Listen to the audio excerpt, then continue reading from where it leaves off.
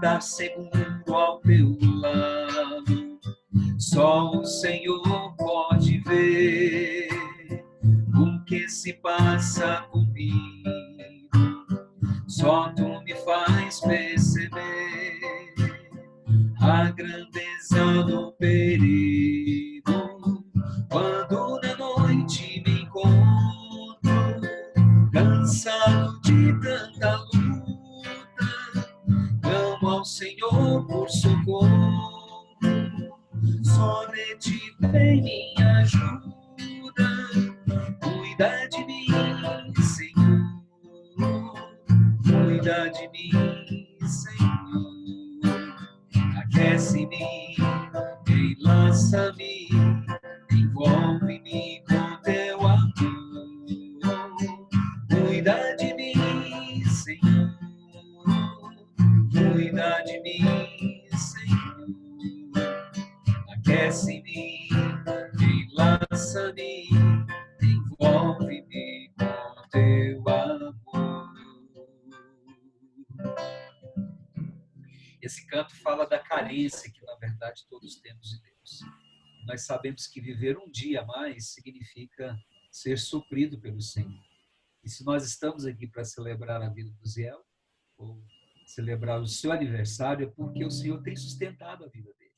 E a carência que, na verdade, ele tem, Deus está cercando com seus cuidados, não deixando faltar nada. Bendito seja o nome do Senhor. Tem um outro cântico que eu gosto de cantar. Você não quer para eu cantar 2, eu vou cantar 3.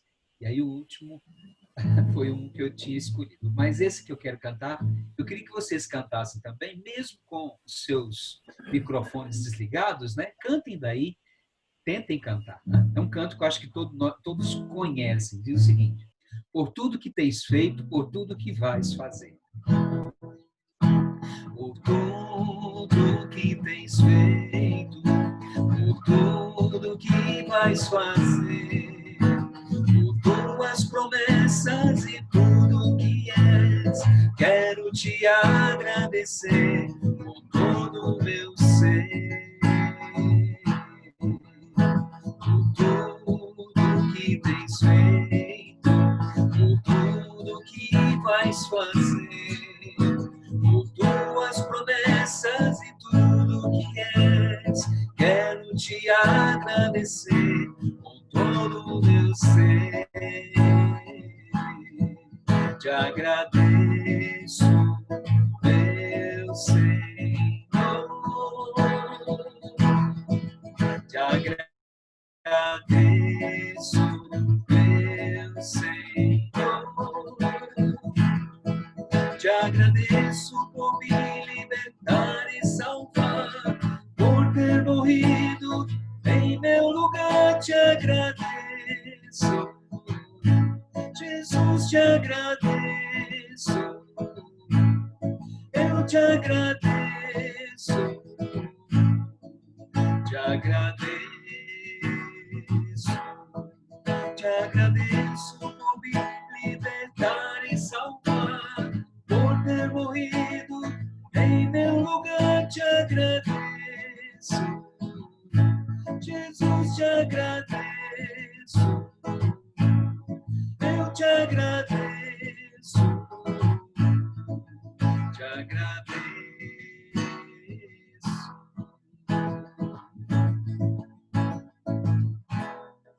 Louvado seja o nome do Senhor. Nós agradecemos especialmente pela vida do nosso irmão Ziel. Aliás, eu me sinto privilegiado de ser o seu pastor. Como Deus me tem agraciado ao longo destes 17 anos de convivência. Já conheci o Ziel antes, né? O Ziel e a Elzana. Mas Deus me fez vir conviver com eles e tê-los então na minha vida. Eu sinto o maior orgulho, né, de poder ser pastor dele. Quando alguém menciona o Ziel, menciona sempre com admiração. Eu digo, eu sou pastor dele. Louvado seja Deus. E esse canto que nós vamos cantar agora é um canto que todo mundo conhece, acredito. E ele, na verdade, é um canto de entrega, né? Eu acredito que o Ziel, de muitas formas, já fez esta oração, talvez não cantando, mas de muitas outras formas, fazendo o que Carlinhos Félix, essa música faz. Eu então queria cantar essa música, louvando o nome do Senhor e ao mesmo tempo desejando que esta também seja a experiência do Ziel nessa data. Esse canto fala assim: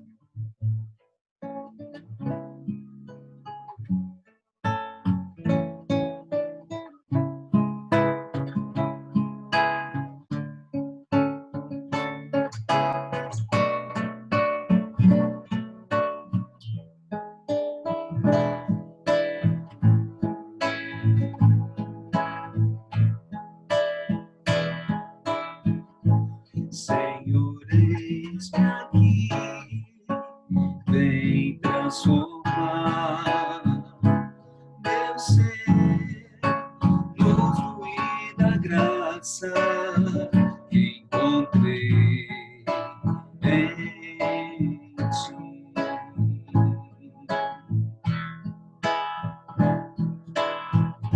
Senhor, descobri que as fraquezas que há em mim podem ser vencidas. O poder do teu amor junto a ti, junto a ti, teu amor me envolve, atrai-me, ao teu lado está.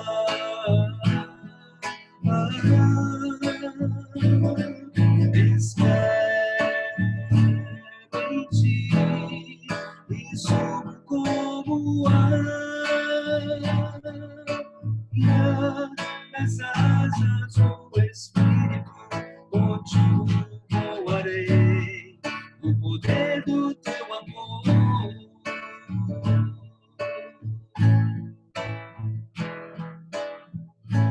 Face a face, quero ver-te inteiro, Senhor, e conhecer o amor que habita em mim.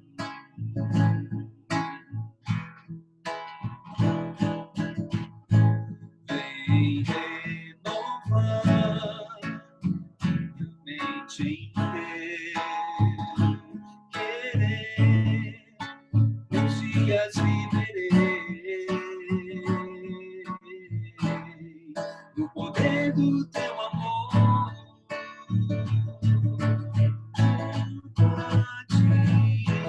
Junto a ti, teu amor me envolve, atrai-me, ao teu lado está.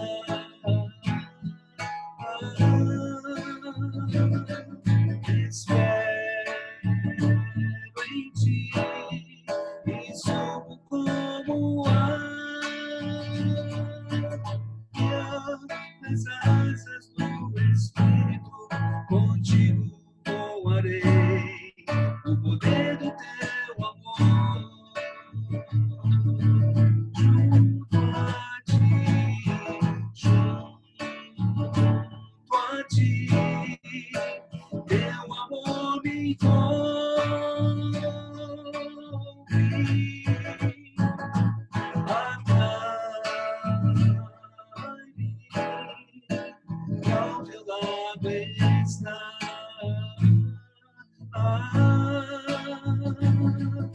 Espero em ti e subo como águia nas asas do Espírito, contigo voarei no poder do teu amor.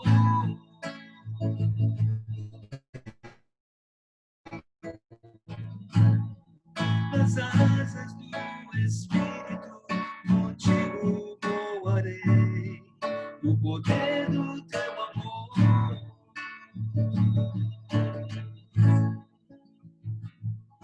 tenho certeza que o Ziel vai voar muito alto ainda, por causa daquele que, na verdade, o sustenta, que é o nosso Deus. Deus abençoe muito a tua vida, meu filho.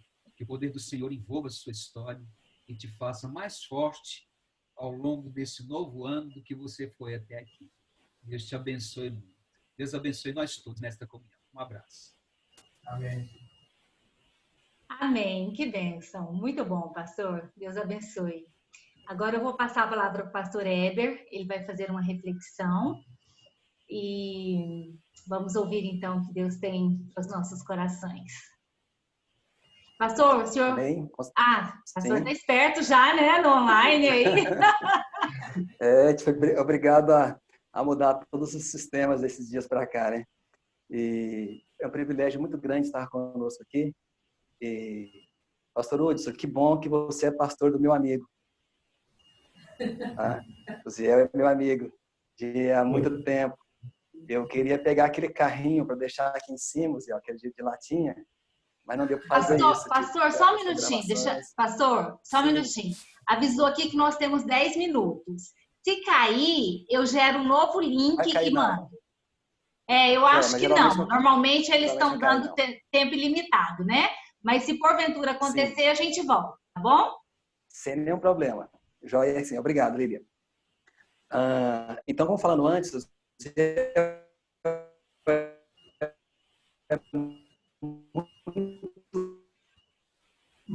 seu som está cortando, pastor. Seu amigo, compartilhar. Oi, de todos estão cortando ou só da Lília? Consegue me ver? Estava cortando.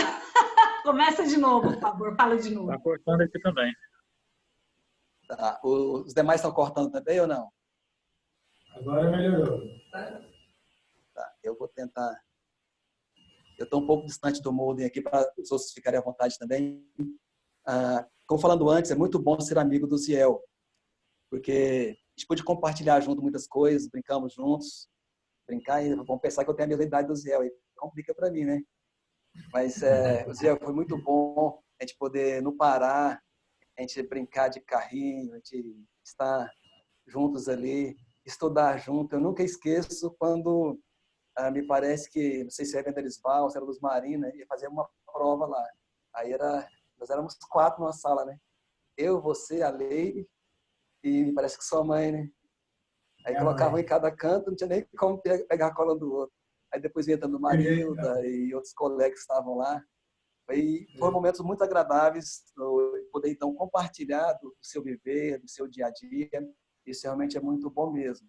E eu quero deixar um texto interessante, que eu estava o que falar, como falar. Mas eu quero citar um texto e quero falar talvez 3 observações sobre ele, que é um texto que se encontra em Mateus 14, versículos 22 ao 33. Eu não vou ler o texto, mas vou comentar o texto primeiro. Esse texto conta a história de Jesus Cristo. Ele está com a multidão. Tinha acontecido basicamente o milagre da multiplicação dos pães. Os discípulos não tinham compreendido ainda o milagre da multiplicação dos pães. E, de repente, Jesus Cristo conversa com a multidão e os discípulos descem e vão passar para o outro lado do mar. E Jesus Cristo pede que eles vão para o outro lado. E os discípulos fazem isso, eles descem, obedecem a palavra de Jesus Cristo, então eles entram no mar, que é o mesmo lago de Genezaré, o mar da Galileia, era um lago de água doce. Não se sabe a distância que era naquele lugar, mas em alguns lugares ele media de largura até 13, 9 quilômetros e comprimento de 19 a 21 em alguns lugares. Mais ou menos esses historiadores falam. Mas esse era o lugar que os discípulos estavam. E o texto dá a entender que era logo pela tardezinha. Os discípulos entraram então no barco e tentaram remar e começaram a passar. Alguns estudiosos dizem que mais ou menos, bem tarde da noite, entre meia-noite às 3 horas da madrugada, veio uma grande tempestade, um grande vento, e começou então a trazer o barco como se fosse para trás. Os discípulos tentavam então remar, mas não conseguiam sair do lugar, porque tamanho era o vento que soprava naquele lugar ali. E eles tinham a palavra de Jesus Cristo, que era passar para o outro lado. Eles estavam obedecendo a Jesus Cristo. Eles eram pessoas que andavam com o próprio Jesus Cristo. Então, é como se tivesse tudo para dar certo e nada dar errado, né? E eles não estavam naquele lugar, caminhando, remando, e Jesus Cristo tinha ficado, então, despedindo a multidão.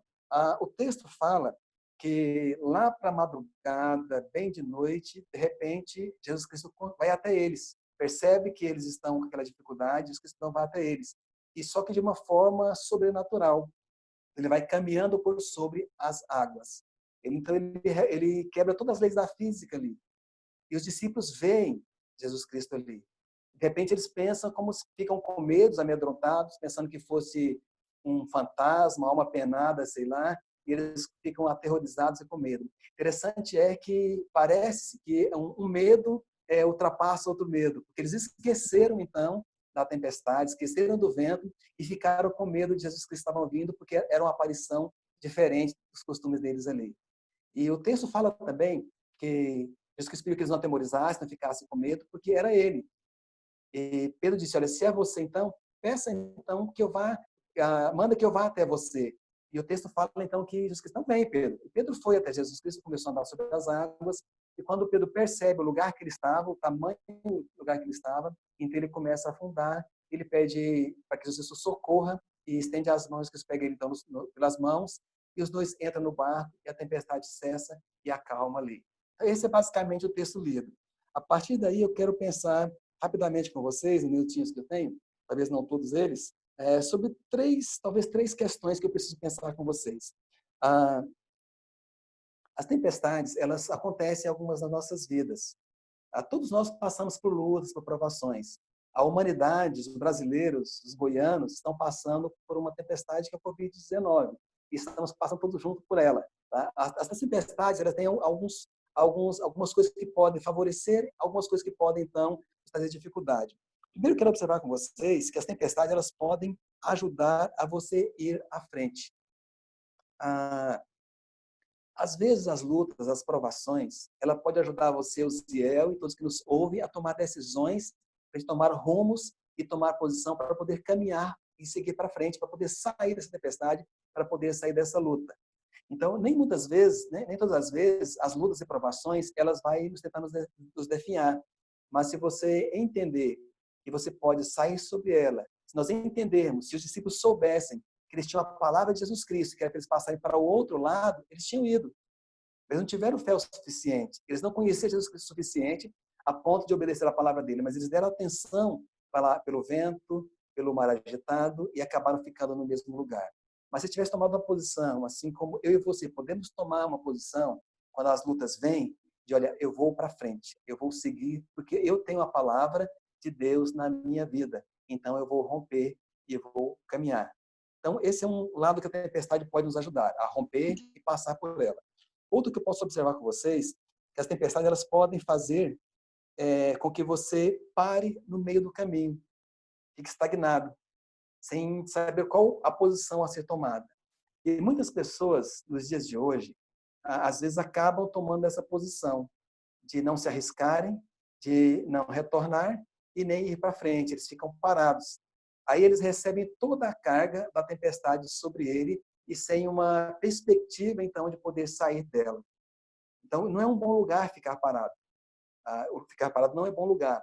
Mas algumas pessoas fazem isso, acabam ficando estagnados, ficando parados.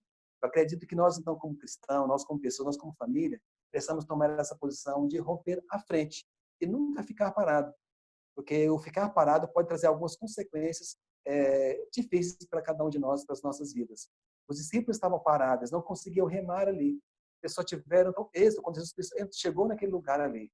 E terceiro lugar que eu posso observar nessa meditação, que as tempestades e as dificuldades da vida, elas podem fazer com que você voltar para trás.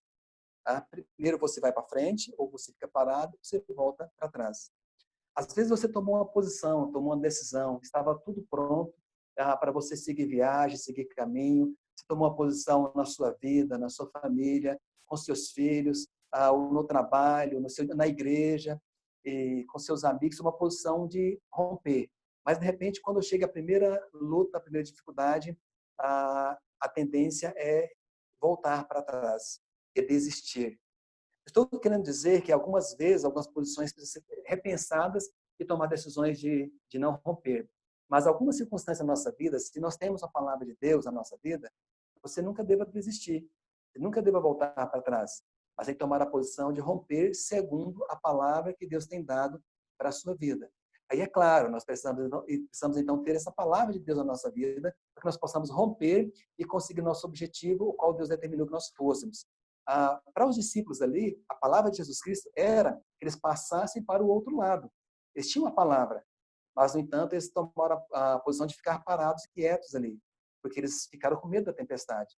Então, só quando Jesus Cristo retornou para o barco novamente, que entrou no barco, é que a tempestade cessou, é que parou. O que eu posso trazer de aplicação, então, para a nossa vida, e em especial para o nosso aniversariante?